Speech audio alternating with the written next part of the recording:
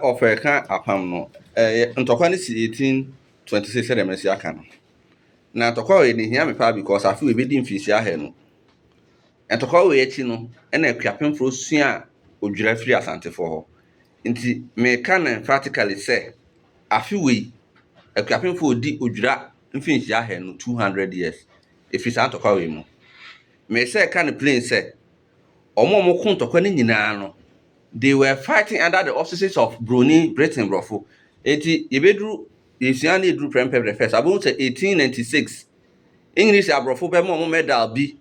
medal no me copy on phone so ha. Ya choso Ashanti 1896. Nti obi ka se ne krom hin na kokon tokwa na. Ye Asante kokon tokwa je fa ho di 1701 no. Obi an ho be boy aba so se ya ko age fa ho di aman ho. No mo ko age fa ho di amon ho. Meti asem bi se ya na man for say Asante hin twapra. Asem ni free ha. 1826 in Tokanachi no. 1831 na Captain George McLean. Etna se kan abro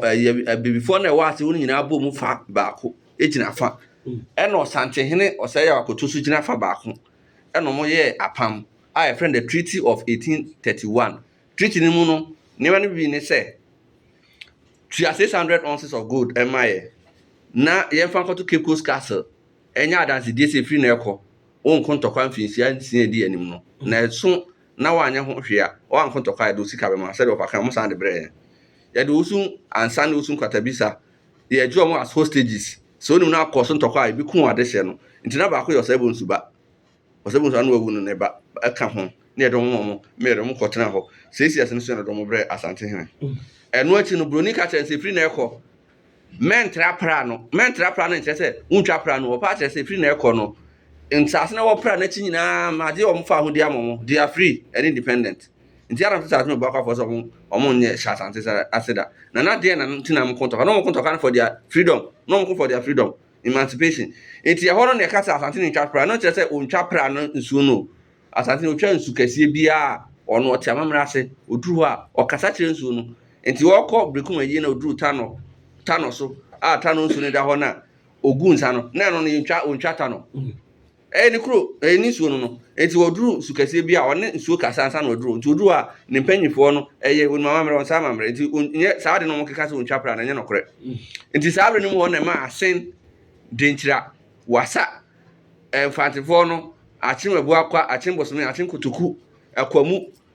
omo nyina age omo ho na ade na friend notes